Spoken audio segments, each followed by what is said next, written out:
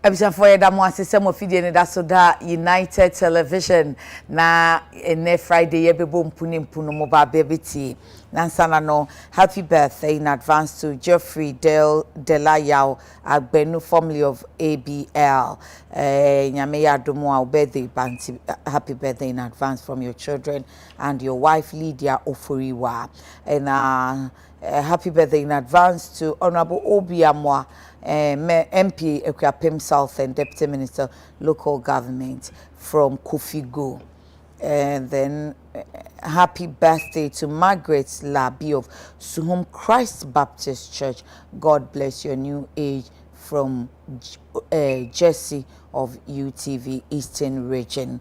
Afi kwani mwatene me da kuyaskiza ase eni macheche diechi skahoko eni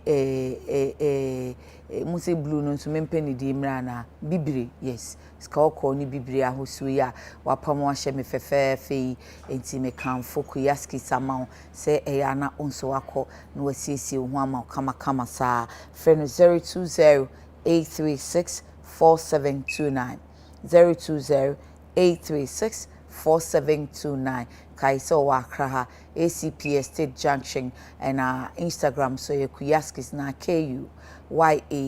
KUYASKIS Kuyaskis na wahwehwe no obehu designs ahodo bebre ewo hwa woni ebeje hu na wakwakoji bi ede ahye enne mpuni nya asem ketwa se anopane na mebom mu se ye ka energy asem midie wogya hoden ni ayetu ewo punitri mu watoye mantem no ene esi o aka energy for dia ewo mu omanya new filter wo mo ahwehwe hu se o dachi bia yibenya fan wo be se million ahenu mu sesen ni akiri enti emu ye pa nanso bibi nti ye pese ye ton ye chefen ewo mu no ye de ema GNPC nso owo company no kra Ghana mrama no kwan se ono so betumi atubi nso se ai pad ye wontumi nye saa na sudie no ema ni inform pendwan na ya naija o chefan ya share kakra ya na onya edi efrimo enti se ye de ebi manu se ya na se wo to obi die se ya enka eye pa eye investment papa ebeboa oman no da chenye usafe de ye nia ye de eni yetu nye de ya fra manfo so mumetu na mutu a na monso mama ye kakra yesi deal no nye deal ni bon Ghana de onya ti deal ni nyepe na nie se omobrofo no it's marks of corruption and there is no value for money ansha ye nya yesika so mfaso ana sesen enti 13 years bi kra kon ho abom the petition mampeni for say monhwe ade na monhwe ni biem evise senkemu yanka aka energy wono no obi nton na kokko be de kwanko nya mai ena ya esi ebi nso se eye pa o nani eye pa de ntina mo ma yenkwa ni mu ni enkonkogie nti ene yenkomo no abosie eni ye ne owura ye friend no Kojo Poku Nsafuah Poku medase fache me papa Kojo Nsafuah Poku or ye executive director the Institute for Energy Policies and anopay ye baby bisem wonom Institute of Energy Policies can say 13 years na wom say no this deal you know they see top waiting they know they see inti anopay omucheche mi ba na answer me ka chem say Ghana web say share monte diaba yesi omakoye Zoom meetings as yes so no mo ya anti government inti deal ni ye na de mfaso bebre o my Ghana no e no makoji sika wo international communities ni ho say o eni omo set agenda nam se ebo no me de nchiremu na me pa ma Ghana fo ne omo da achen asem fangu yi hu sike ye den asemu aya na Dr. Mantia kon say fangu ne besa every form ho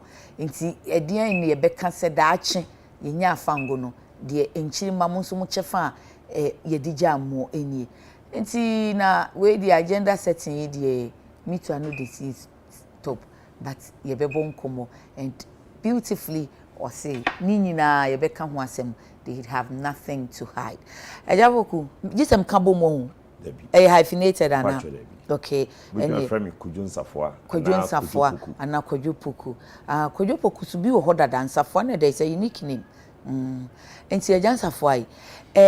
Yanti we in feel. Yes, Mukrano, mu ya gender tiabai. Patronya no cry. Maminchichi mukakra. Assembly betuja. On say a cromano. So we can see a civil society organization. Papa by would need him say treat the otepa. And Timpacho, we need him one. Oh, my mecano, chino, but yeah, not in 70. Oh, your name 70 be or a problem. Kakasi bit me a can and so bomb homo de nasa okay nasa me can be been for Mr. Unia. Now I then watch my now watch my my say you been ya chi casa diama. You to me a year can poto casa nimsa. Inti a copa say ye mubi ye say and a buying. GMPC. You see, my young chum, okay. GMPC, a Jumaku. Okay. Although I represent a bank. Okay. But GMPC ain't a bank. Or your state. Or your state-owned enterprise. Or my Jumaku. Or my Jumaku. A bank or your corporation or more. Or my or penny for or more technicians are or more technocrats. Almost see or my juniper, Jumemo. Okay. Now, almost did or my juniper, I could die a bang. Okay. Osha, almost career presentation, Emma, economic management team, minister, almost minister, at the assembly call cabinet. Okay. And now, in someone GMPC for Troye, at the Kodan minister, at the Kodan economic management team, no, a general so. And the man minister any abang which is cabinet no ag2 mu say adie no mo komani.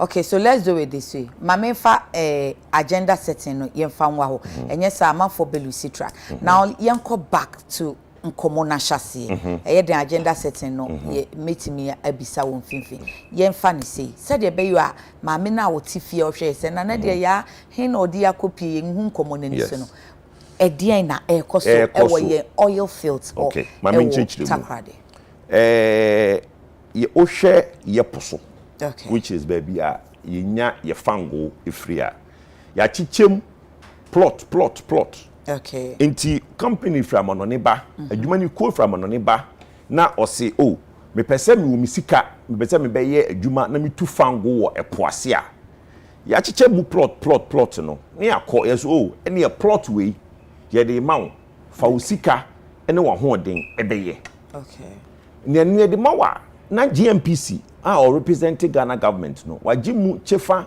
10%. Okay 10% ni de ontua hwe if you say on say o ye exploration a o hwehwe o ye hwehwemu ehu say bibi wo ho ada say bibi ni ho no eye risky eye chacha wetumi a spend 1 billion opepepe na wa nya hwe no correct Inti yesi Ghana bind there. O ba be yan hwehwemu no ye ne de asase ye ne de ye nyoma. O ba na so wo sika de be ya. Ye de ye ngi hwemfuru ho. Okay. Ye de be ba wo betua surface rental. Wo betua royalties. Okay. But my 10% pe eno de wo kokoye ye ntua hwe na empo no se unya bibi wo mu a na utu a wa ma 10%. Okay. Na se unya bibi wom na se ye hwe na se de unya e dọọso na so ani a Ghana government through GMPC no ye betumi a increase sa 10% no okay so because we wanya ye hwe mu e dọọso pa wo ene ye pe 40% ni agi 30 aka ho okay eno ne mra eda ho na ya companies ne so o da bi ene se de ye japade okay ene ye bi ama wo enti de ye beka no na wo ye o mpa no so de ne dwetire te se wo kan bia o be explore na o be fefia asasina sia bia no wa nya hwe no akoboka ti ono so ye businessman o be hwe se e na mo mra yi ni mo enti no na untumi a na wo nsoa na wo kokuro foforo so akohwehwe na Ghana ha de ye wo ye mra okay eno ba yes my 10% eno de ye ntua hwe kohwehwem unya bibia fine ye na ye 10% no utubi a wa ma ye 10 okay when nya hwe a wa boka da ukọ ye te exam mobile 10% of what to aton awi ana ye betu no 10% de obetubi a no ye gi 10% okay so unya bibi wo ho a utu a ye be gi 10% all right exam mobile ba ye no o me ye adwuma bibre o ma tumi anye omu wi om si yentumi na omu koye e ka omu boye no enye obi adea na omu de koye okay nti no ne sa embra e wo ho for e poso adwuma a eri tu fango no okay na company bi e friend Ake Energy okay Ake Energy buy no na company bi dada wo ho ye friend Hess Energy okay Hess no or American company okay ono no ne ama ne plot your friend oil block do your friend plot your friend oil block but you find say plot say be your mama no beti asase wo so okay epoase asase wo epoase a ye de ama no na Hess ho no na your friend no DWT CTP okay which is deep water tunnel keep 3 point okay nti asase ase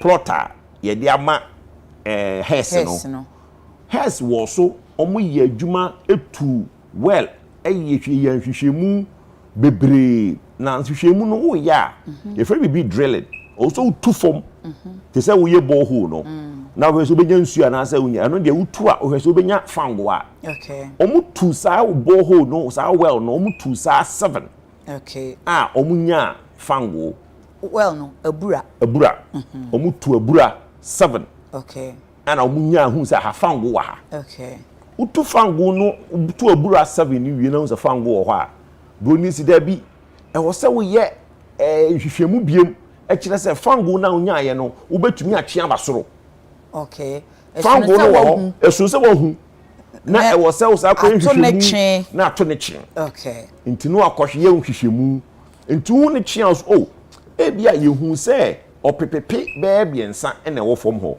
but ubetumi achi opepepe akope if we say the way a form ho city no untumi ntwini nyina oh okay what you say no your friend potokasem no appraisal well okay appraisal well no eye ebura ubetu to do further analysis e kire volumetrics dodo a e wo fom ho na dodo a ubetumi so ade aba asase adi okay enti e bia 1 million ankre ene wo ho nanso okoye ahwehwemu no na ebia ankre 500,000 pe na obetumi de aba asase ani okay o cha se enti de bia no nye de okohu ni form ho ni nyina no na obetumi aden obetumi achi obetumi abohu sese obenya because asase ase ho no enyuma pi sesa enti no behu se we wo ho tu pin fam asase ani de bia no omo ye bi se 30% hwiebe yese wo hu se ade 1 million wo ho yes super so your calculation now be who sika de be kofia for 30%.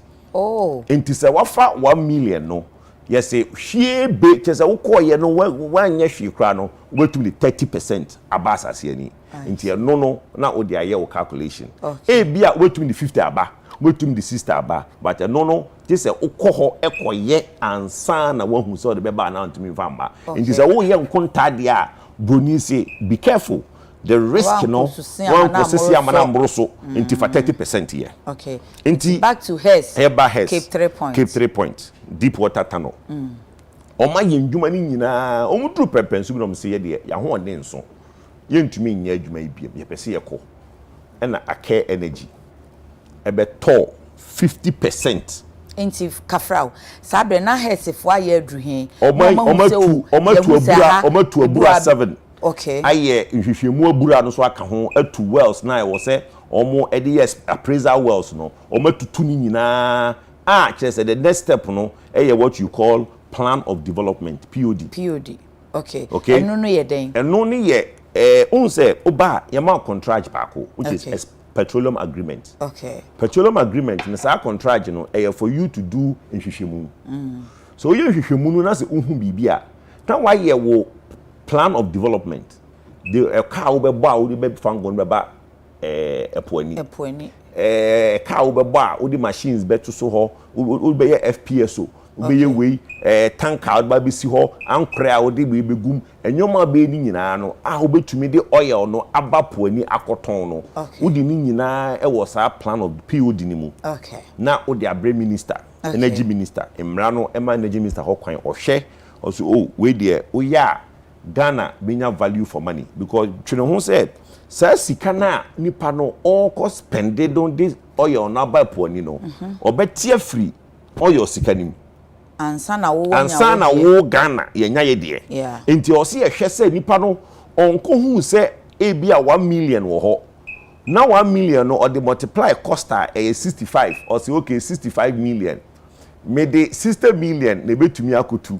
wo ko hwemu no na oboa na is 5 million pe na one wo beche enti wo hwe saa ekada also obebo no na odi wani ahye o se da bi masa da bi misra adwuma we de o ye ne 30 million na ebe ye na kanwa ha wani na odi aye akote so ko silente so ne ade o ya Ghana minu mienu no saa de na e wo fom na ye dia oh enti o se nya so mfaso enti wo ka na minister na ka na o se okay ene mi koye ne foforo no akohwe technology o ho o se bitumi aye ne 40 so okay matiatum 25 million. But so I'm hoping say no more share environmental issues. Everything is looked at. Nyina omo share. So enti opa na has for omo ye adwuma we nyina wie no. Omo si yentumi ye di ni scar. Ye betumi di akoye PUD no. Okay. Na partners are omo wosa DWT no. CT no omo ye for. Na has. Look Oil company from Look Oil. Omo ye Russian company. Ena full trade. Okay. Enti ake energy buy no. GMPC 10% na on the mark GMPC abuy no. Enti GMPC Look Oil full trade ena HES. Okay. Enti ake energy eto 50% of the HES the HES for there no. Okay. Omo toye. Okay. No omo to no $100 million. That time. At that time. Infi be me ensani. Okay. Omo to no $100 million. Okay. Inti omo enhu se HES for ake for toye no. Omo hu se HES for ye adwuma oil a yebetumi anya wo ho between 450 to 550 million barrels. Okay. Ankre barrel million 450 to 550 million barrels. Okay. In between anya wo sa HES block ni so. Okay. Na ebura omu tu ye no omu tu ni din pecan. Okay. Te said ye wo Jubilee. Okay. Omu tu fango wo ho no ebura na omu tu fango wo talo for use no ye fe no Jubilee. Okay. We mu de no omu friend pecan well. Okay. Inti oti pecan well na pecan well no eno na adru time one e was say the plan of development POD no ekoma minister na oye den ye omu ko tu fango no e was a block ni. Okay. Inti has for toma ake no ake buy no so petroleum agreement has for ye de ma wo no omo ake for de omo de ye adwuma enye yie because enwuma bi wo mu a omo feel say emmoa wo mo eno omo ne aban kan ya eno no nsa wote ya CSFo yi ye sori ginan because me ka me ni Dr. Simanti abo ho komo say wo no ye ni unhye da ni business HES na only no business HES gitum nti ono obekiro say ni say na me ni Ghana fo aka te den na obesan beka say o media enkomami enti ye politicians parliamentarians agitumu say asema akefo ka no so omo say eno na beboa wo mo a ye nyema wo mo na omo ntumi ntu fango no entem. Okay. Inti ye kan bia obi antie ebi ni sen ebi so anke ye ma HES fo nso anka HES fo timi ye POD ma menka bi so ebi ni sen ye ti krom hey ye wo petroleum commission. Okay. Petroleum commission e hwe contractor ye de ma Ghana fo ye de be ma manone fo obi a no ye se da bi unkontum mu free Ghana obi adwuma o Ghana ene Ghana ni nkoye partnership local content and sign etum de adwuma ama. Okay. And on a petroleum commission for year. Or the contract was the contract near 1 million. I'm saying there be contract near the fuse again 800 be no discuss it. That's a one name the 4 munim fan one sem ne wa or mujina mudima mine. Thank you. I can't foresee Omuni petroleum commission year Juma. Petroleum commission etucha o name. Omu nyoma Juman tem. Into tem biano Emma Omo I care for an elusiska. And because Omu Yoma Juman 10 no. Petroleum commission for nyachum dodo. Hold on. Nyachum de na chese omu nka ne meyi. E no mu twintwon ma na mu na chese omu mpesa care for be call money. Okay. But yes ye won interest wo. Yen kan say okay, omu ye slow. Omu ye slow. Ye be kan say. Omu ye nya. Omu nye ne intentem. Omu nye ne intentem. Na ye omu mfum so a. E dey tie. Say ye omu mfum so say enya omu mfum so. E no dey betumi discuss it. E be dwan say ankomo no. But asem a omu dey be tu dwa. Even minister called parliament, who share select committee reporter, omo kind, said, at the contra ye change her a care for agreement no na a care for betumi aye adwuma mo nko petroleum commission ho. Why? Oh, agreement ni amend ma wo mo. So that omo anko be di ama o mine omo ye technocrat omo be hwemu no ye agreement o mine interest no. Ye agreement ma. Ye yomu si nchen. Okay. There was a care for amended agreement no. Ye yomu si nchen. I see. Nti omo adwuma ni sense say. Omo nka de a care for be ye no. Petroleum commission enka ho. Nti no a care for ne hwamu na be di. A care for no ya no ma bo o mama ne. No ma bo mo ni minister amane. I see. Ye gi ejina mu but obi antie. Me build asembia mo wachi ase ye. Yes sign e call so ka say ye gitum say asasi ye di 2 million ene be ya. Na so mo boy amane a. As long as say omo de 2 million e be ye no. Eni say minister ana petroleum commission e ka ho hwe. Omo nka hwe nkire yen. Ndi say empo no the only time why I was some be catching is when they find out say be almost only 250 a year. But as long as only 2 million a year no, mom can hear petroleum commission ne minister. Enti say ye jitum say asasi only 2 million a year. Now omo ko pe shortcut bi e the 1 million ya. Ghana petroleum commission minister any ho asem bi aka. E wo omo agreement nim.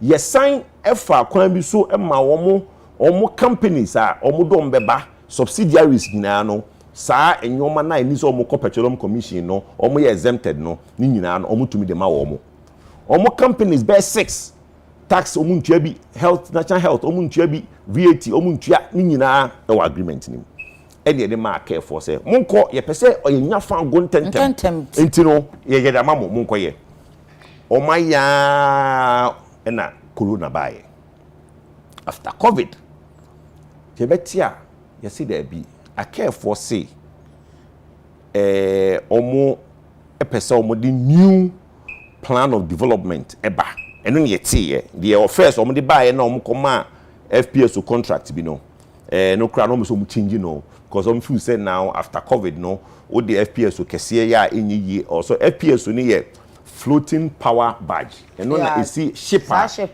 kese na esi posona eno na the chifango esi posono ena ye FPSO. Okay. Almost the kese ya enye yie o de ketwa ena be ye afei ene ye kote say GMPC for say omo pese empo no omo na ekoji interest e free akefo ne ho na through Exploko Oman kasa efa commercial interest no longer the 10% na the GMPs no they want to acquire commercial interest. Na mpacho mi about time one na care for beji blocky every hess any AGM for no hono na Exploko e wo interest and na care for ne say there be 10% interest there be 10% in the equity first no na Exploko wo interest. Oh really? And some no there be so omukoye amended no and omu yi Exploko free mu that time no aban say tio yem pese Ghana beko akoye chacha e was say aban the piece kama Exploko so Exploko no ya aban dia GMPC 100% within GMPC aban no say funding 100%. Okay. Ti aban back 2017 no or say ye there 10% in royalties na no any pay. Yeah, okay. Yeah, pese about commercial interest BI you know. Yeah, Exploko interest no omo wiping it to zero. Tinio. Then now we are being told say Exploko is coming back to now buy shares from Ake.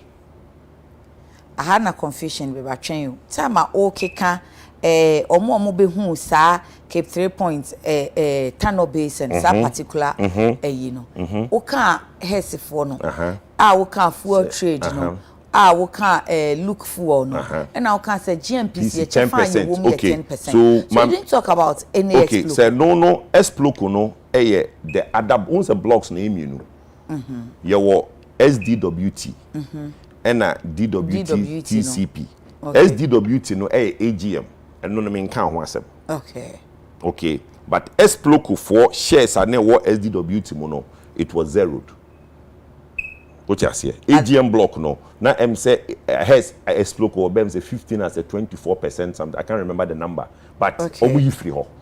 ni zero. Reason in say aban empese or this car be kwa share commercial interest. Nti kanene de na nka ye wo bi wom. Ye wo shares wo a ye bodi an bebo ya ka ho. Okay. And aban say on pese obedi sika. Ye mu bi ejina TV so ka say Exploko is a good idea.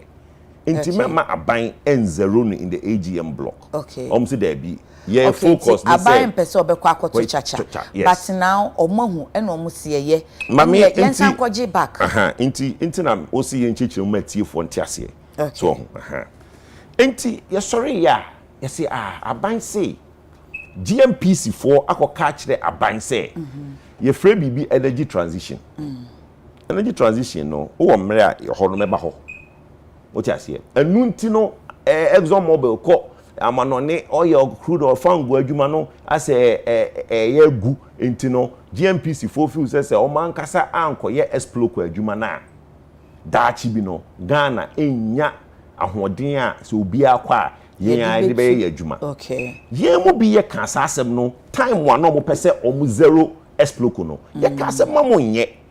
Exploko no is a good vehicle ebe boa GMPC na ono so de anya suan hunu ewo fango ne share ni tuo ni no obetena ho not only as a carried interest obetena ho as obi a odi ni sika hyem ono so be decision enti ebe build your local capacity. Okay. Enti omo be ka se omo san ma Exploko asan ba no metumi aka cho se CSOs bia ni ho a waka se enya de pa tiasa mi ken yo CSO bia ni ho a waka se ye ma GMPC enya suahunu ewo fangu tuom na yetumi di yesika hyem na yankasa Ghana ya ye no obi ankasa enya adepa. So the 13 CSOs are more against this GMPC ni Exploko or akwa ake interest no mo opposition ne say the process na yede process no and say ntina ye di ho nkomo ba no.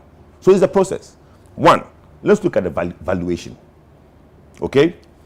Almost the document be two dwa no. Almost say parliament ma minister ho kwan na onkoje 1.6 billion dollars. Yeah. Okay? 1.3 the maximum almost de beto ake any AGM block no.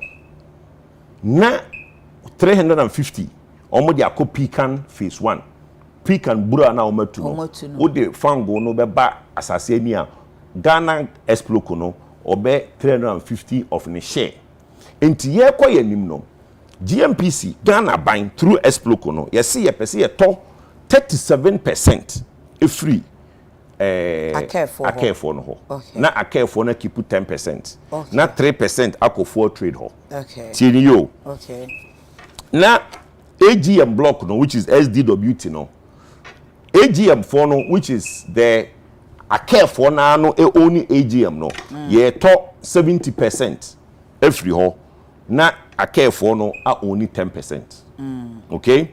Na ni nyina no sa commercial interest which is the almost share now almost tonwa Exploko no.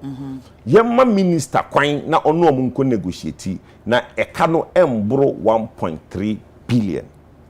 Na yemu bi say asa me na mo ka kire 1.3 billion no ifrihin ye boye sirem enyi ya na se obi atena se ayonkonta.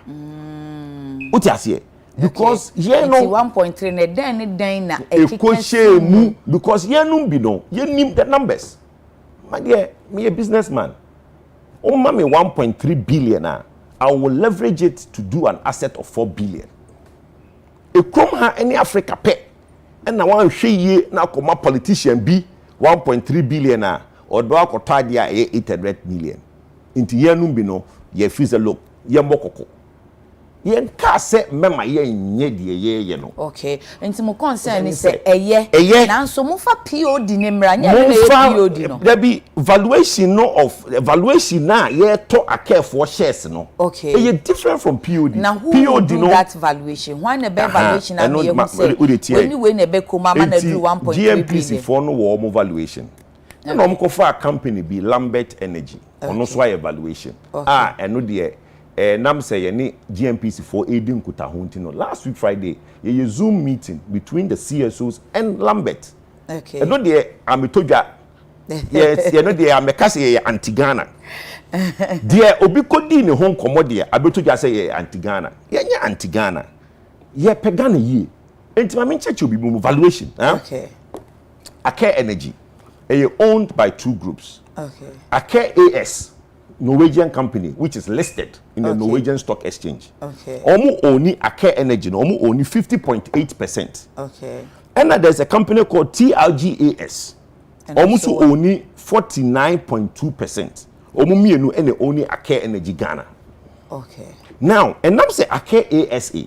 Omu ye listed company intino. Embrace every quarter. Omu report enko Norwegian stock market. No omu publish it. Okay. Inti seme no kase obi okra phone bi okra internet. Onko akeasa.com. Now on share omu reporting. They have their half year, second quarter half year 2021 reporter omu de ma Norwegian stock exchange. Okay. Valuer omu de ma omu shares. Ewo AG SAS DWT CTP Pekanwell Yasma Yekin. Omu value based on 450 to 550 million barrels. No value the man almost 50% shares. No, 212.87 million. $212.87 million dollars, which is 987 in Norwegian currency today. As I speak to you, in websites, omo value book. Again, I omo diano. It is say your bra penny despite a jumeni dia. Okoni books more accounting, UTV or their share say is worth $40 million. But you know the engineer. Debbie. Enti omo jumani yo omo diano. Omo value no at 40 almost 50% stake. Enru $220 million. Omo only valuation ya 1.7. Mama minchichiromo. Omo only 50% of the DWT CTP. Okay. Almost 50% share no. And omo value no at what? $212.87 million.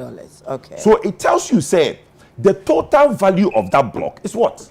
425.74 million. How anybody did you arrive at the 400? Because if somebody now we know the 212. If 50% is 212. Okay, so just multiply. Is what? Multiply by 2. Yes, just multiply. If 50% is 212. Norwegian Stock Exchange. They can't lie. Okay. They have admitted, open books and put it on the Norwegian Stock Exchange that it is worth their 50% in the HES, which is DWTCP, is worth 212. Or multiply by 2, which is the total value now, 425.75. That is the value, the worth. Fadienina. And no patrotini yo. Sa block no. Ye ma buying funds. Ye boy and say ma buying. Say a buying and acquire 37% of that. Now we are not acquiring the whole 100% too. The whole 100% and the cost of 425 no. Okay. We are only acquiring 37% of it. So let's calculate 37% of 425. Yes. Okay. 425 times 37%. That will be easy. Maybe a basic math. Oh, maybe your America currency. Okay. Okay. 157 million. 157.5 million. 157.5 million. Yeah, 37% share now. This asset, it is worth 425. Your 37% share is worth 157.5. And no na so say we need 1 point. And no pay udeti and no pay any blocker. Has for it was 7 wells. It was 400 to 50 and for 550 million barrels. It was so. Okay. The 37% is worth the 125. Yeah, 157. 157. Okay. 157.5. Okay. So obe catch them say yema minister cap of 1.3 billion.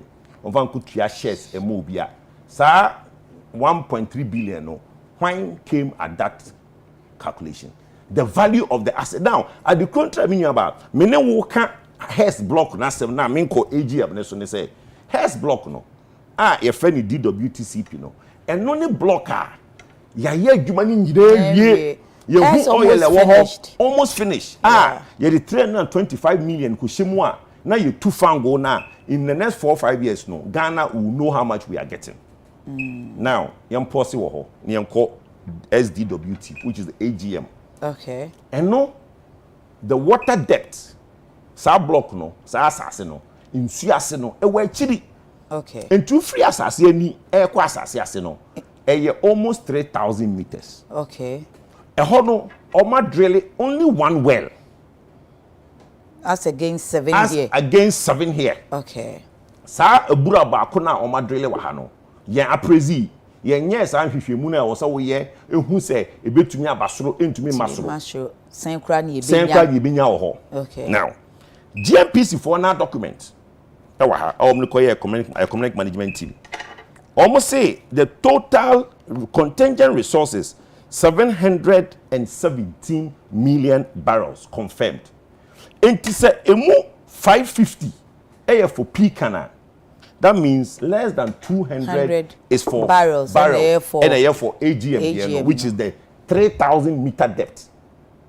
If we are seeing na so o share omo ye fango ho adwuma omo ekọ animu muska Shell, ExxonMobil, BP, Conoco, Phillips. O share omo a omanya fango e wo 2,900 meter depth omu to a Shell off the coast of Mexico. And no fango omu hu wo ho no 3 billion barrels. Wow. 3 billion barrels in omu hu ye. And nunti no na Shell for a pesca omudi to sa fango no. Yenya fango that same depth no 2,900 to 3,500 depth no. Of less than 300 million barrels. Yes, see, koto. And you're lucrative. And yet it is too risky. So what we are saying is that the two blocks, is separate agreement. Okay. Agreement for the Hess and agreement for the AGM is separate. Obianin agreement. And it's a GMPC for few say and na initiatives are the way there. Yes, see, no monto mo boase na man dwene hu yie. Monto 37% no ewo de low hanging fruit. Ake ho de no. Per can well no. Yes. And no de ye boy ensem mo so monto.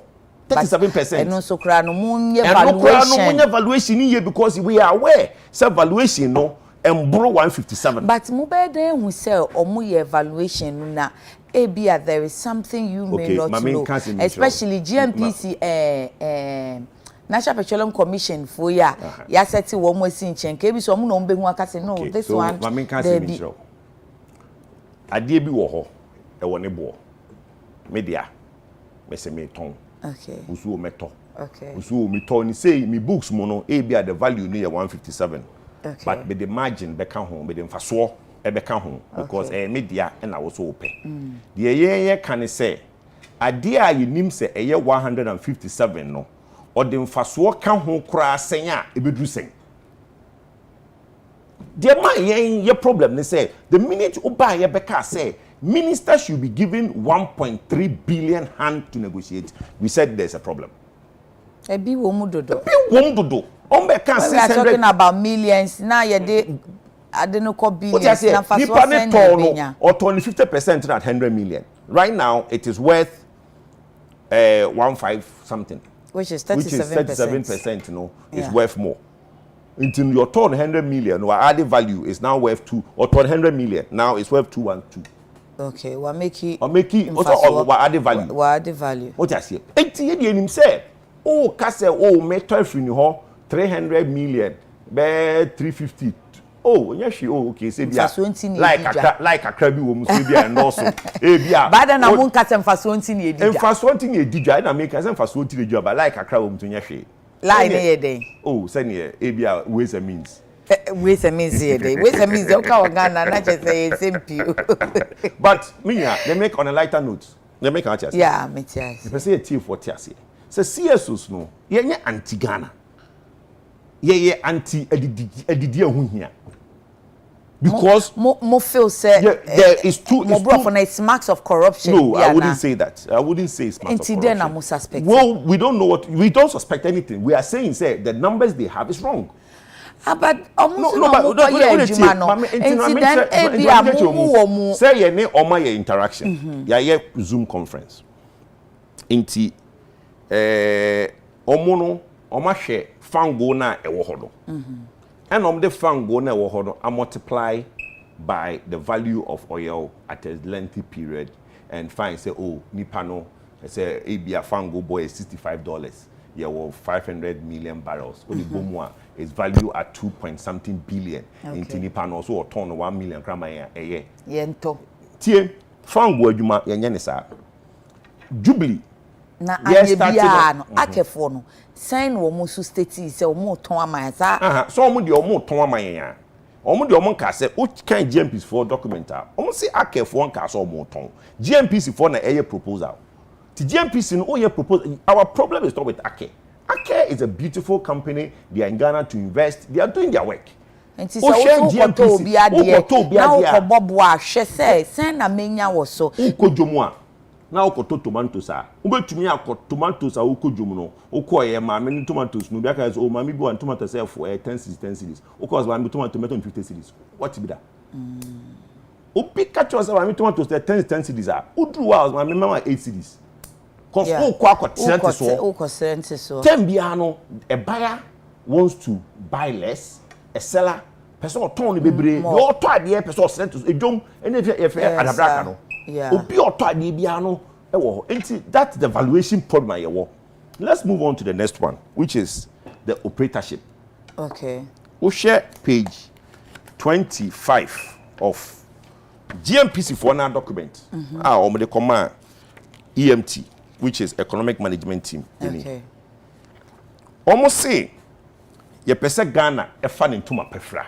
All right. What kind of papers I who almost you oppose no anti-Ghana. Anti-government. Anti-Ghana. And no, it was anti-Ghana. And then the Ghana were no, I saw some headlines yesterday saying that CSOs are anti-Ghana. Okay? Enti ye pesa Ghana fan into my pefra. Ye say e ya depa. GMPC e be ye operator. GMPC na ebe gina ho na ye adwuma no amanfa so weba no GMPC bi nya na Ghana nya meboa. Okay. Thank you. In fango adwuma no obi a on a percentage omo na ye owners. But you be a friend operator. No ye operator no e na ye adwuma no. It is say wo shares mufia ha me Father Dixon example. Me Father Dixon a shareholder of Despite Group there. Myself, I don't know. But me say Father dear, 50 time I mean say you of a Despite title Jume. Father and name Mr. Benyon and baby call. And I'll follow man on no year Juma. Into Omumienu and a year Jumano Emano. Into Nipa be or bad Peace FM and now UTV and only Father Dixon. But you need say be Father Dixon war shares. But a Juma ra a year of a Despite. Into Father Dixon, you find say or you operator on the share Jumane so. Okay. Ono na appointee, ono the fanipa, ono the kotoka, ono the kotop batches, ono the kotop newspaper, ono the kotop A4 sheet. Okay. Ono na ye operator. Enti fangu adwuma no, ye fa obi a oyo operator. Normally, omo shares no, so omo experience a, omo na san ye operator.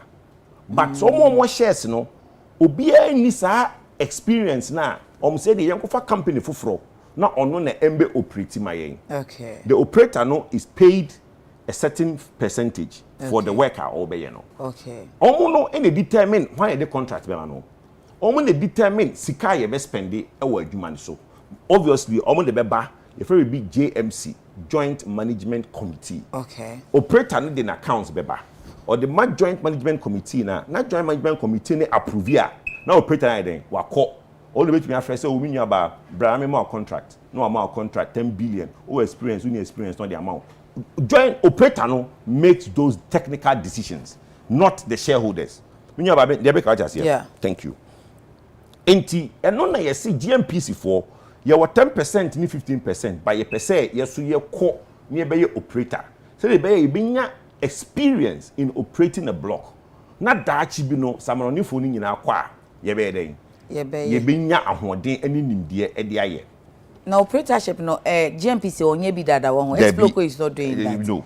Okay. And the new arrangement no almost say apart from acquiring 37% in the Hess block no and acquiring 70% in the AGM block no ombe form company na GMPC ne acare for no account boom na oma running sa operator company no until there will be what you call a vehicle. Okay. And a new company formed na be operator.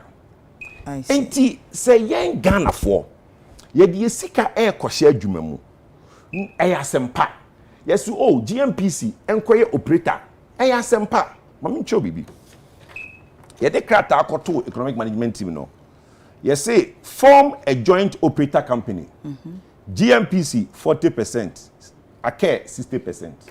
Aden Busabiem Ake na yes and Ake na onu 10% e wo block nim no onu benya 60% of the operator. Na ye na nkofo say ye be fa ye ntoma pa fra no ye were only 40%. Not reason be or one reason be boapayo reason e dey. Eden na obeboapayo say mamika se bunchiro boapayo ni sentra Ake no ompene se wa ma na 60% because sa sika na ye dey tu aye adwuma no. That is how they make money. Because as operator, they decide who gets the contract. Imagine, say, you started, me can say, say, omu petroleum agreement, no, omu di ashemu say, contract don't be no, easy, petroleum commission, petroleum commission. It is all 60% owner of the vehicle na ya form na. But you have fire for you so. Now the contract money for pay. You can't say Ghana for crap PBA, because there be Ghana for any expertise. Because as per the agreement, Minister and Petroleum Commission cannot say anything. And yamu bisi there be. Some person mu ye bibi say ya. Na say I am passing person GMPC for mutuma pay Friday. GMPC should have what? 60%, not 40%.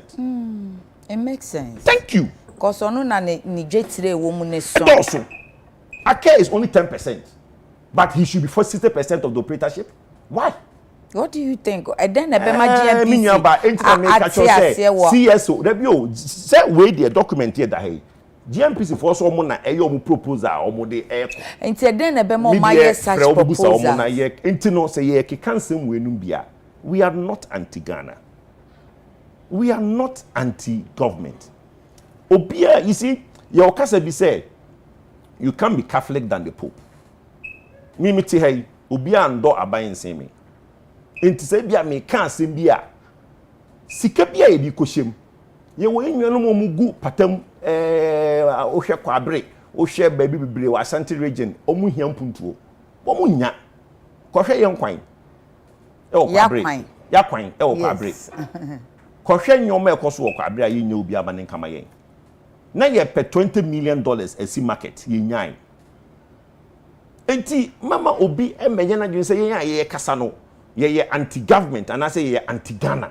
There's no such thing. Say ye mu bi tu ye hu si ho. Si ye be hwe nyoma bia fifi mu. Na Ghana afa ne ntoma pefra. Yes ra mu muntie ye. But ya na ye nwanwa say asesi esusu no mu de mu doman ne chen aban. Because aban of the day no say me pese me be hwe na me bo oman na japade hu ban. Ye nche ne yie na obi anya ne chefa. Me tutu ne maye. Enti me ma me oti dwaso nim so aban wo Ghana interest anaso odwen oman ne ho oman ye die da na koma so enti sa aban adwumakuo koto ajapade bi anaso se woni obi kɔ adwadie nhihye mu a nia okodia no anase ebo na wo de beba ne ye dia ebema oman no enya mfaso odwene ho sa ofuzo obia na was adwene wa ban mu my dear PDS enye sa necessary PDS sana o say na sa netie mimiti we PDS me wadamfo bi me ne kasevite dopa kopuma nwumre de bi o se masa na wade Ghana papa dia PDS me Mr. John Mr. Kwame Jantoa na be mwachi ye position paper echo before PDS document honorable Jakonde call parliament no ye kohu Jamfi eni duka our parliament. Na ye MPP for Kukudama, ye committee chairman for Energy Select Committee. Deputy Minister of Energy, Cecilia Mekuduka, or deputy, yes, Deputy Minister for Energy. Debbie, only energy. Prince cross-checking, well, I know he's a deputy minister. And Duka, we did a submission. You share Jemfi on office work, the job 600. I catch and say, Adiwe, yes, Ramo, in Kuye. Was you yati the Begma committee. Okay. The first time we call committee sitting.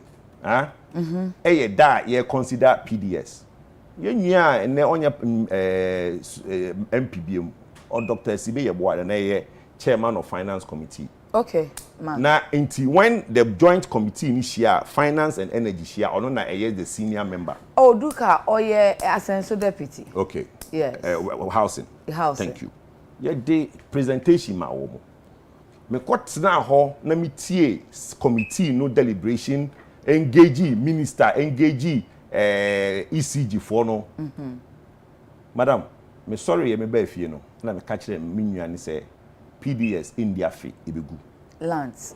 PDS, me catch them me nua say PDS India fee ibegu. Because recommendations are the ma omo no. Emu ba ko kra ni ho a omo fire. PDS and di bosume miensa. Say no more akro ya Ghana for na mo koton ECG and I am pay. You support here. Na abtie there's a thing called Koseka. 2017 na nando aban ba ye no. Na ECG for the beyond the Kojan ebo ECG. 1st May 2017 na ECG for ekoye demonstration ye kire. There's a group called Koseka. Me, Kofi Bentil, na Ajantua, Richard Nyama, Dr. Sapon, Dr. Manteyao, ye former Koseka. And ye need unions, TUC, and Pedifo, Didi Nkutahun Church Romumu. Na omo consensus omo no, near fight near call vice president ho, near na can also yes, it's a good idea. We'll consider it. Na ya call minister ho, good idea, we'll consider it. Near some call Nyantechi, then call for ho, near no can. And sana 51% ownership of Ghanaians. Nobody will be made redundant in the last 5 years because you maybe workers no air concerned. Yeah, addresses our concerns now with the ECG workers. And sana Nyantechi in call for Eja too. Busa. Yen any yes ejumano. Enti yes ejumani we ya e ma ECG workers ni union no G2 mu say o mo be ko NUCO, which the NUCO now became PDS no. E we e chire no. Media form a committee be oversight committee and I yi Kofi Bentil Imani so no ntena so some committee no o man hia da enti afi de ye tin free we ni na afi o mo to ye twene ye enti amomo yes am interest ni sen ye interest ni Ghana se ye pe Ghana ye mo do Ghana sa se de wa kan wa tem no mo ye two Catholic mother no two Ghana ka me court no madjuma minua no madjuma na ma call registrar general na ma call fa forms na ma form non-governmental organization NGO non-profit me nyam fa so what I don't know for there well for advocacy enti yen interest no your advocacy to say leaked audio na me de sha ase no mo can say 13 CSOs no I don't know man fa date na ama but omo say Zoom meeting bi akoso ama womo aka say omo be sheda put in place deliberate strategies to create a sense of fear and panic within the population over climate change concerns as they spearhead an agenda to prevent Ghana from achieving its long-standing ambition of putting Ghanaians in charge of their oil and gas resources. I know your journalists be natural. Journalists be brought from natural. Otie tape na ebe to jana. Omo kan a strategy to get the media on the side and all that, just to make sure say yen CSO yen ye krata ne pen you cry no say tro na media for no man kan obi antie e perception in say mo so mo international backing e bi mo na fund mo fi abrochire enti mo so excuse my language mo pay masters enti mo so mo ye mo pay masters adwan enti say dem mo ye say ye do man no ti ye ma ban ne your mind boni je na e kire say pay master ake a international company ni boa enye Norwegian company asama me no kan je na kire say me do amanoni krobi esen Ghana kachira me asama me no kan don hria ya chechemu ya odi amen na je na kire say me ndo Ghana na me do bi sing Ghana ebia bibi wo mu a wan fa ma ebia wo cause o Kojo enti na wo ti hey o ya be host enti put question no ebia bibi wo mu a wan fa ma bibi ni de you see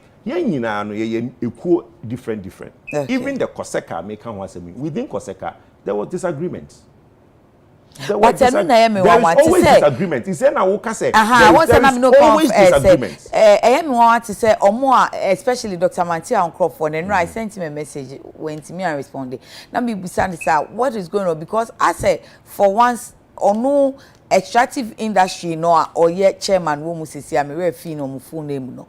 Omo say yeah, sa GMPC ne akedi we. It's good. Let's go for it.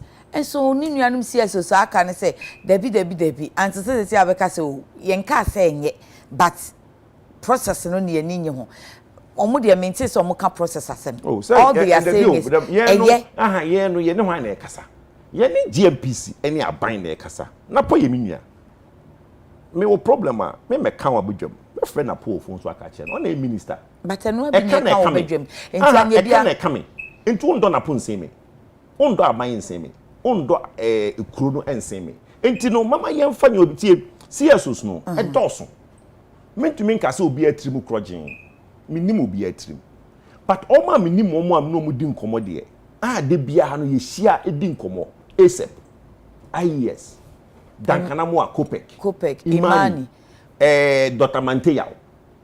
But this one, Manteya atene ho afi mo de ne ho. Debi. Dr. Manteya atene ho say. Dr. Manteya is part of what we are doing. Dr. Manteya has a common denominator. I mean, has been shown. There is something called energy transition. Okay. Me, I disagree. Why do I disagree with energy transition? Because it's not true.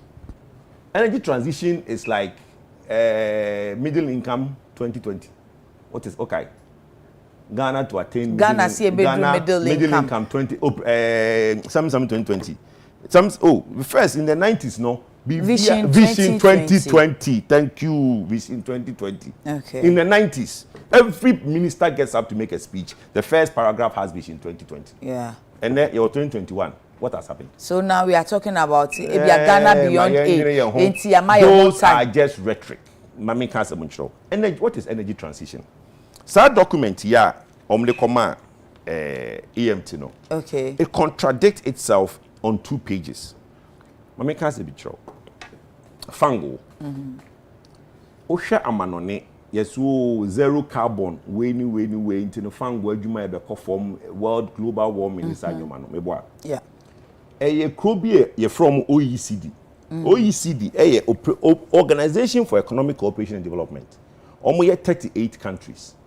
In that 38 countries, no, US, Turkey, Mexico, Japan, all the European countries, no be break, United Kingdom, almost, and they think that they are leading the charge to reduce carbon in the world. Okay. Okay, and they want to have low carbon emission. Okay. Into electric vehicle. Okay. I mean, can't say Fango. Crude oil. Some OECD countries here, almost population, only 17.6% of world population. If we are still population here, OECD only 38 members no. Almost population size to the world, 17%.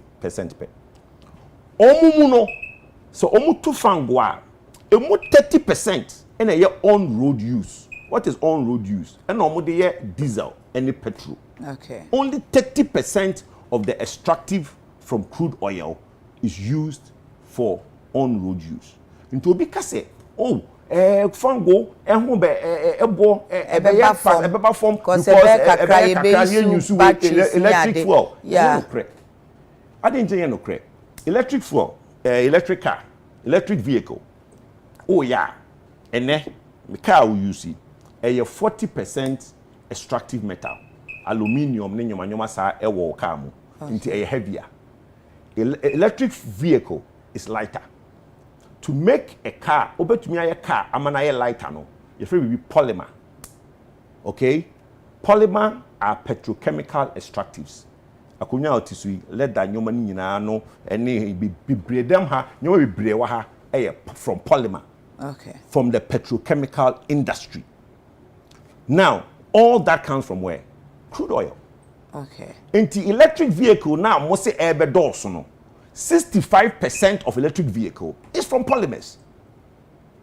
So we have need for petroleum products. For crude oil, yes. Okay. The only difference is that the thinking is shifting.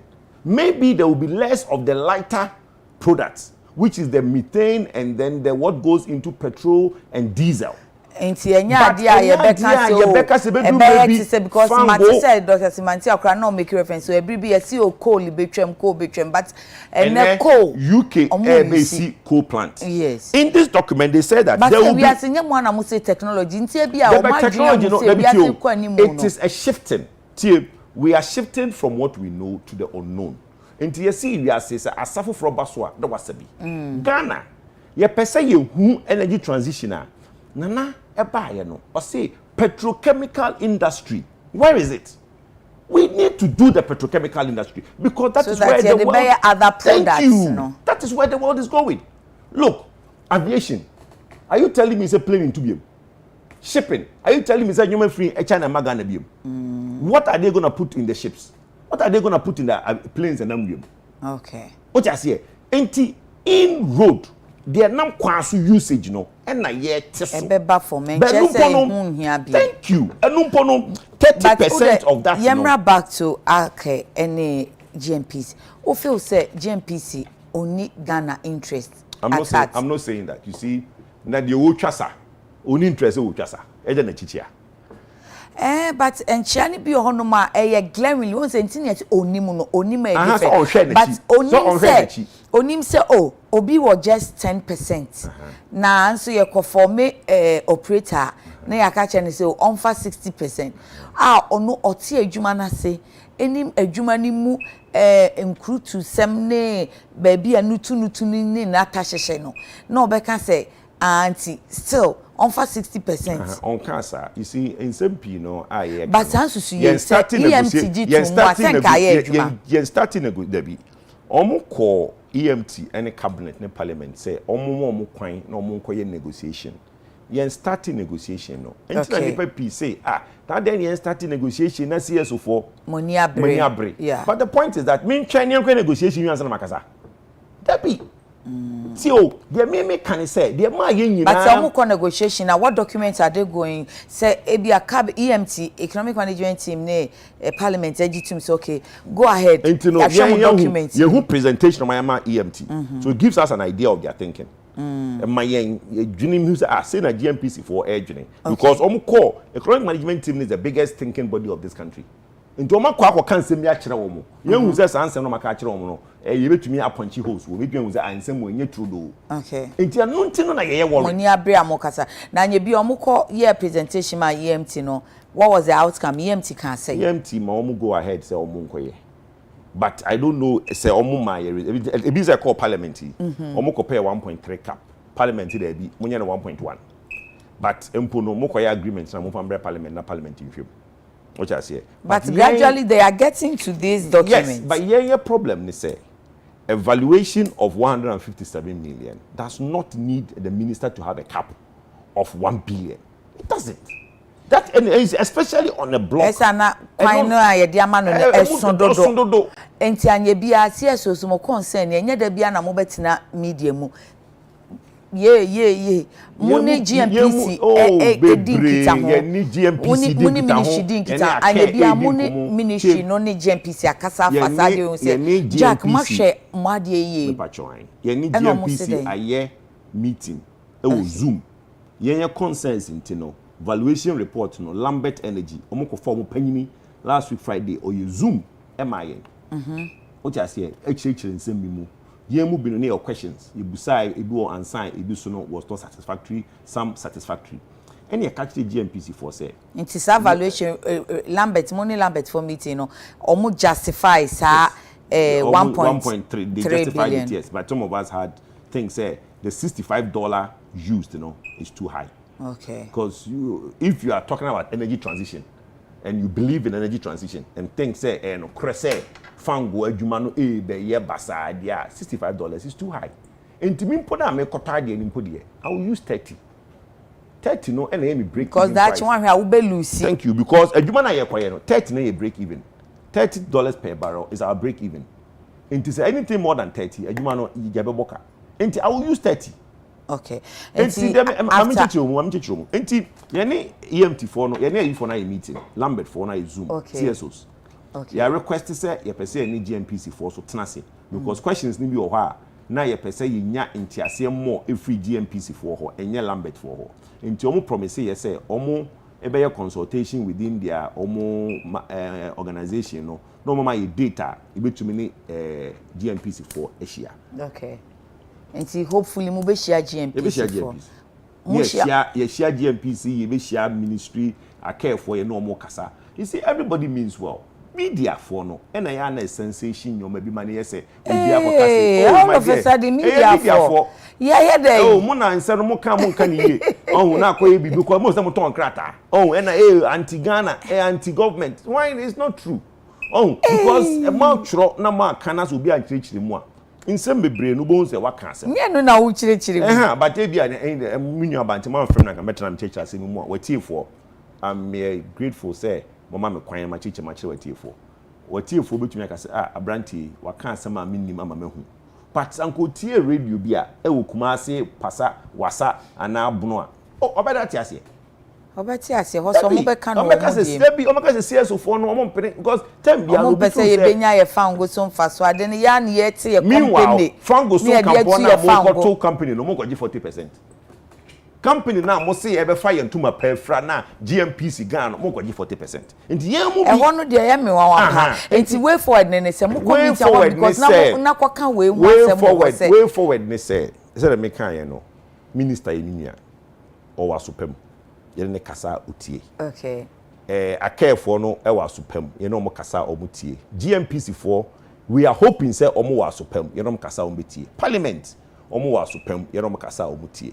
Yen nyina yem pai boni say at the end of the day no Ghana ebenya deal a ebe ma Ghana afan ntuma pefra. Well, obisa mimbusa of this one quick. Kwabena Henry said you are getting it wrong with the asset cost, the $212 million you quoted, which is like 50% of aka ne share say water well like you claim as quoted by the ACA ASC is the figure including profit and expenditure. So far, excluding development costs, don't forget the cost of an FPSO to facilitate production is about $700 million. Okay, you see, I know you mean Tiasia. Or no now, no, me catch them, I'm getting it wrong. Or no, so it's getting it wrong. No, Tiasia were him. I dare now walk no. You see, you never pin in Tiadia. So what's in Tiadia? Yes, see a Pisika Minu. Sika Bako, 350 million, I was a Ghana Chia towards the development cost. Sa FPS or 7 hour walk, a developmental cost.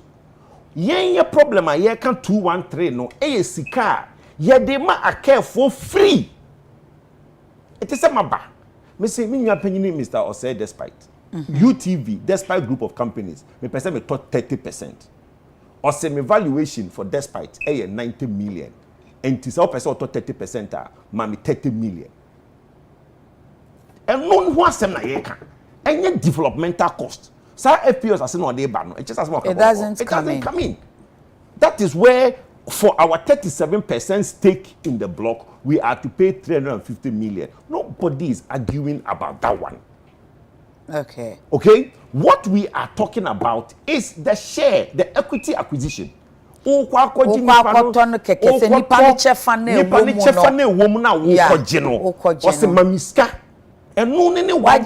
no a wo betu no na ase o mi developmental cost ni ana mi POD a me de betu no enie enti na chese no kra nya ma ya mi po be no na omo aye estimate say if you look at cost in wo na 350 million will be our contribution ye be towards the developmental cost no enti sa enyoma ye ka no mama obi otifie enye no ho tie nipa pi no o kasa o muntie no already no one like forming opinion na or the owo no so no ade kontre betra ne say de won tie ase nti no ena ye be chire mu because the energy sector no hono mafia bi wo ho na buti bi wo ho na where de dodo na one feel wani aniama be fa wani so ho de one feel you but mean to me nim de wo kan but one feel wani aniama fa wani so na say ye hu nsem be technical wo ho it's very technical but it's also sometimes a lot of common sense and just paying attention to details and I make can say nipa pi no omuntie asema wo kan no me ti hey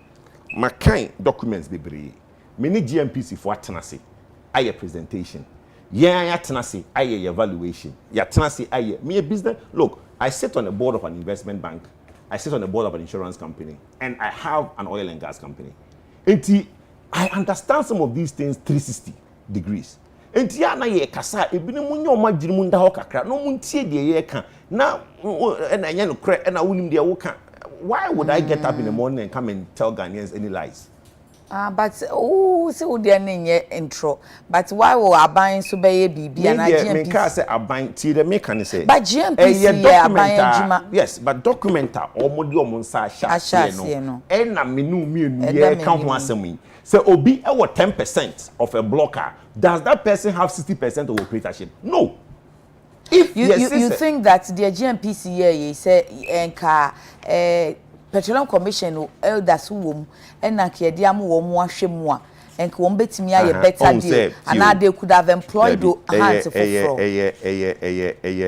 something you call braveness in the space or say unhu say wo no to me e was that space no I can honestly think say minim the reason there but e bia GMPC for feel say ye koye proposal ama care for e bia ya anya ne sa omompene but me there say upese wo dwene Ghana ho na de nkofo ka say e wo say Ghana fa ntoma pefra na GMPC na yen no yen na ye di sika kese e come because you were 37% no we should have 60% of operatorship not 40%. It's not right. Thank you. Say the ni sika do no ono na ko nya chefa kese wo ti e na o say so kese wo and to gain the experience na ye peno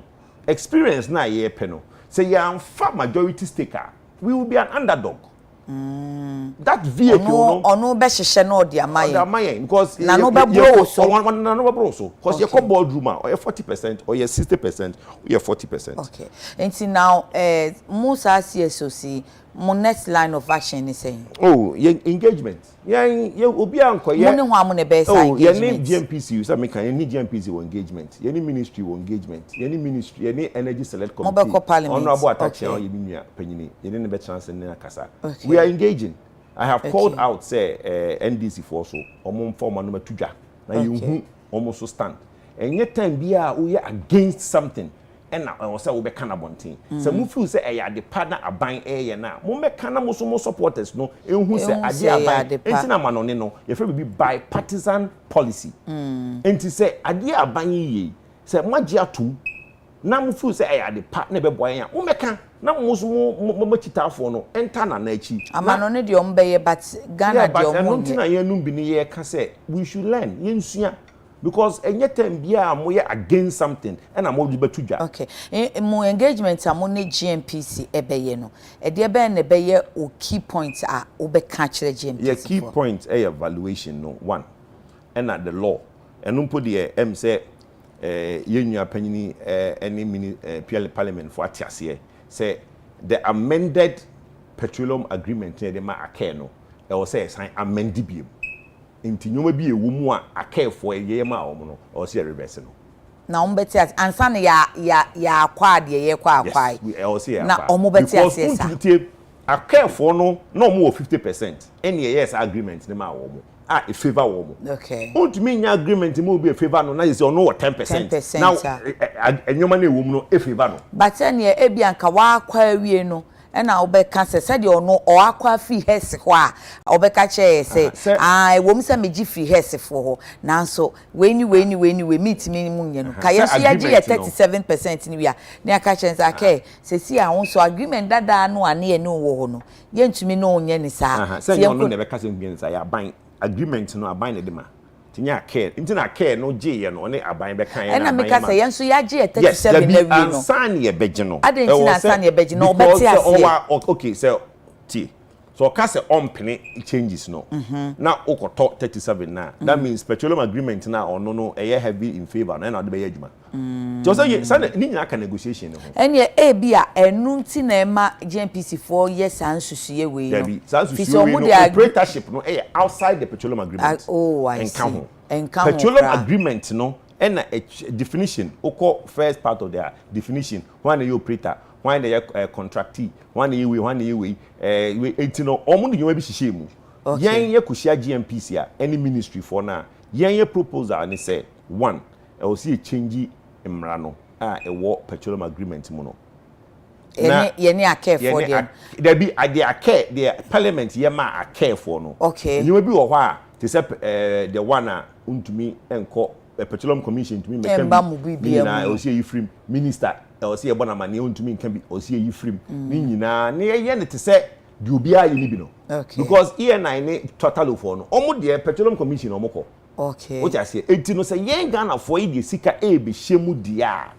E was say you take it out sa concessions na okay. the ma akẹ no na be mo primary asema mo be ka che GNPC the valuation na omo ye no yen feel say mid Kojo Poku Institute for Energy Policy and Research yen number 1 proposal and say moma yen DWT CTP no eno na yen yenye one well yenye one peak and na one block na yenjai the other one AGM for na osi AGM na dwuma pi wo ho okay exploration yenye wie afei na omo kwa ye dwuma bebre nti AGM for no but say anya hwe no peak and ya me hu say e ho be ye yara because menso kakra mensa say ho be ya technology no asem ya nipa pi ni bi kan say 3000 meters no there is no technology. There is no technology. The technology now is at 2,900. We feel so 100 meters per, but it makes a lot of difference because the pressure underneath the sea increases. So if you go from if the technology being used by HES for technology, you use the sea at 2,900 no, or the back 3,000 enyejuma. Cra because the pressure different. It was the pressure as I say every meter you go down the sea, PSI increasing. Pressure and cost. Into all quasars, yes, into 100 meters depth, makes a whole pressure. I see. Into machine be able to me a standing 2,900 no. That same machine, they quote 3,000.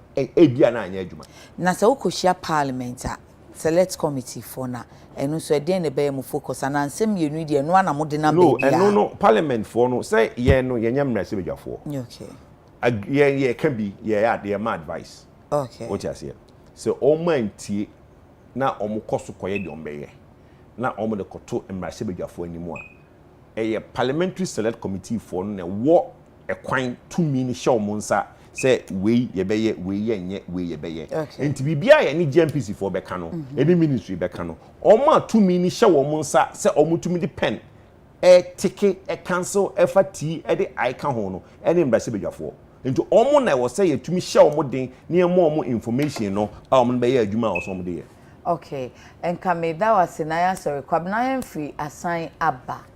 First, he says he's getting it wrong with the shares too. I think the man is bereft on petroleum issues. Wabe doing to okay, can fra. And say please tell him that for offshore southwest tunnel contract area, Josco has 12% shares, but it's the operator. I don't have a problem with that, but operator no. You see again, as my man can untie. Over 12% shares, me say. Impempi no enya obi a owo majority share and so your operator and as obi owo minority share na your operator but operatorship no in this case no omo ko form company a foforo a onu be ye operator in this company foforo na omo ko form be ye operator no eno na GNPC for F 40 say Josco na wo kana sem no or 12% and na ono no ye na ye operator to no obi anko form company fufuru bia yeah they make it as here no there is going to be a company between Ake and GNPC okay that new company number for me no and no na GMPC for for 40%, na ake for na or more 10% no after mo 60%. It Mr. No as I make an unti. I think or joining in halfway. Okay. Because his questions no cry what's the case on the 1.6 billion then? Because ya kasa 1.6 billion dollars. Or Paul Amantum. Kwabnem say we join here halfway because openini to ne bo ase chire mo afri ebrea hes yes o baby amedri me ton mediama any sa we ni sa anti wo de Monday anumre Uncle YouTube Uncle Facebook no Uncle Facebook live betumi akwa na say Uncle YouTube still YouTube Ghana betumi playback me sure say we willing and ready Google me number on internet so Google am number ba na oni wo edi hon komo de chire na dwen bia Ake has more technical expertise than GMPC. No, Kabina. Kakra ya mekura metie ya papa ya kan iche say yes ye new company or mo na be sa operatorship. It's not about who has technical expertise. Sa fe ne yakwa akofa expertise no ti ne yakofa operator. Because what share you mu say usually no obi wo share sa na so or technical expertise so to me operator. Obi ho no mo so wo ni sika and odi akwa oni expertise no wate wakope operator I obetua operator ne ka separately enti in our case you need technical expertise enti ni ate ase say ye fa operator enti say ye fa operator then ye be fa obi a owo expertise na ode be boaye so GMPC doesn't have expertise or Aka has more expertise doesn't come in. You see what is in the field no of expertise need GMP so kwa geophysicists wo petrophysicists wo geologists wo. What is expertise? But be more akafo no aye over the years. Yes, more practical experience on the field. But in many people, I mean can say mincho, you the subcontractors. In many people, you all man you. There's an Exxon Mobil ni ENI for no. The new mama Modec. So ni Modec omo your subcontractor. Yeah, also oil and petroleum oil and gas. Omo your subcontractor. For ENI. Okay. Any Talo. They are subcontractors. Jensen, ENI for subcontractor. I see. And in human Pino, na companies now no money in-house expertise. Them a contract. And ENI for more company. And most of the contract, you remember subcontractor there. Adentina, you person you gain experience. You for 40%. Kwabena say why are you so much bothered if GMPC has 40%?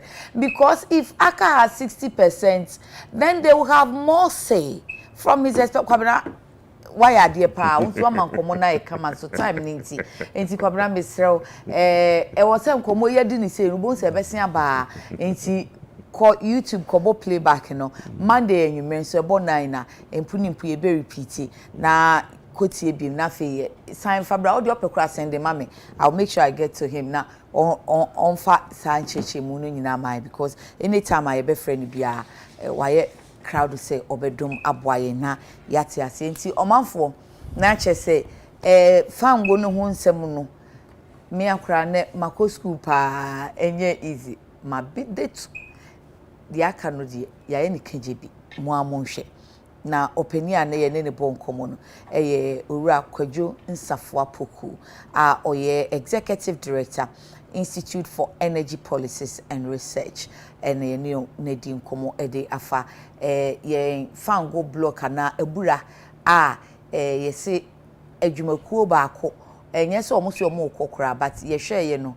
da chi asem ni se de enso ye beka se we de ya na etu ya ye de enti GNPC force o ye nkoto mfiri wo mo nsem ni entu yade na ye percentage wo mu se wutu atu bibi kakra ma ye no eno no enhye da mwa ye enye se ya nso ye etu bi eno ho nkomo no eba no na ye CCS fo no se omo mpene so ene o se enye se omo mpene so na emom ekwan na wo mo fa so na enhyehye no ena emu nhyeda ena enti se bibia ni asikasem bia no esese omuma emu ye krogen na se de ye omuka brofo no ye nya sika ne so mfa so value for money sika no aya adepa na asom ye enti de aka bia nyame ya adom a ye wo no ejuada na china de critical issues ene de bebre meda Kuyaski sase so sese mi homa ma cheche de achi ya ye ofa patcho fre Kuyaski no pambi ma 020 836-4729